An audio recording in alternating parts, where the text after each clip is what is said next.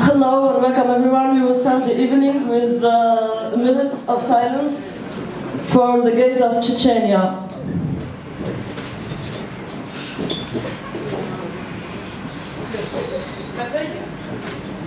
ختصام تضربي على تشش ونتاع شيشان نحش.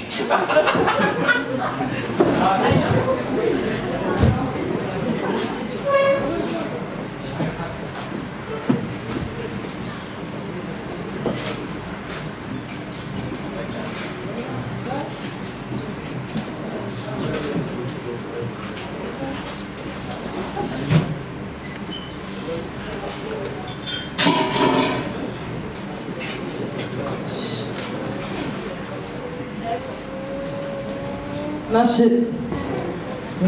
Je préparais un discours.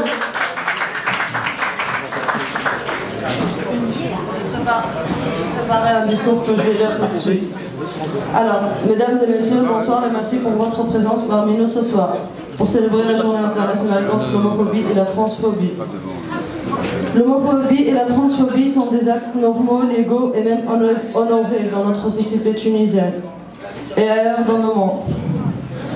Je m'appelle Aminas Boy, je suis le vice-président de Shams, j'ai 22 ans et j'ai découvert ma différence sexuelle à l'âge de 8 ou 9 ans, quand j'ai adoré le bisou que ma cousine m'a donné.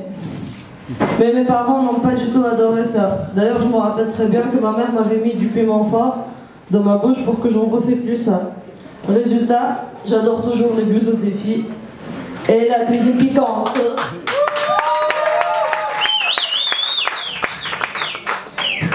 Alors, si j'arrive à rigoler en racontant ça, parce que par rapport à d'autres familles, la réaction de la mienne ne m'a pas laissé de cicatrice, la réaction de la mienne ne m'a pas envoyé à l'hôpital, en prison ou même à la mort, comme d'autres.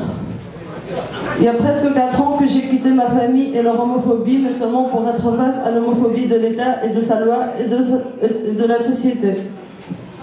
À l'âge de 18 ans en prison, j'ai vu comment un couple de filles était frappé par les gardiennes seulement parce qu'elles étaient amoureuses. Elles étaient en plus séparées de prison. Pendant toute ma vie en Tunisie, j'ai vu des parents en train de frapper leurs enfants dans la rue. J'ai vu des hommes en train de frapper leurs femmes dans la rue. J'ai même vu des hommes sortir des armes blanches dans des bagarres, mais j'ai jamais vu des hommes qui se tiennent la main ou de femmes qui se tiennent la main. Parce que la réaction de la société va être rageuse. J'ai vu et entendu parler des garçons qui frappent leurs sœurs, volent leurs parents, violent les filles des voisins, mais jamais ils sont virés par leurs parents à cause de ça. J'ai aussi vu des parents qui virent leurs enfants pour leur simple homosexualité.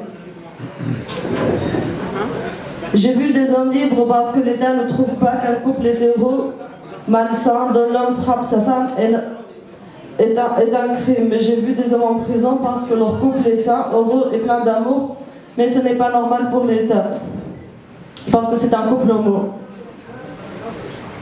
Mais j'ai aussi vu, juste comme vous, la lumière au bout du tunnel avec la fondation de Shams et d'autres associations, et je me disais enfin que quelqu'un va défendre tous ces gens-là qui sont punis par la haine parce qu'ils n'aiment pas ce que tout le monde est censé aimer.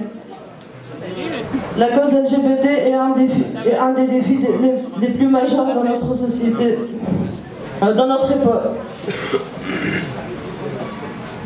D'ailleurs, on ne peut plus ignorer cette cause quand on parle des droits humains, ce que les autres associations tunisiennes avaient bien compris. Mais le gouvernement refuse toujours de le comprendre, avec des politiciens qui nous traitent de malades, de psychopathes, de criminels, et plein d'autres mots. Ces mêmes politiciens se cachent derrière le slogan de l'égalité et de la liberté tunisienne post-révolutionnaire. Mais il n'y a pas du tout d'égalité si ça ne couvre pas tout le monde. Bon, j'ai décidé de rendre ma maison un refuge pour les personnes LGBT parce que j'ai remarqué qu'avoir les larmes aux yeux quand on me parle d'une personne qui est devenue sans abri à cause de sa sexualité n'aide pas trop la personne.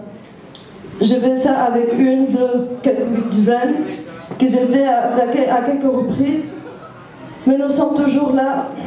La maison a été attaquée à quelques reprises, mais nous sommes toujours là. Maintenant, j'ai décidé que c'est ma famille C'est pour eux que je vais donner tout l'amour que je peux donner. Et au sein de cette famille, je vais accueillir mon bébé qui aura plein de mamans et de papas magnifiques.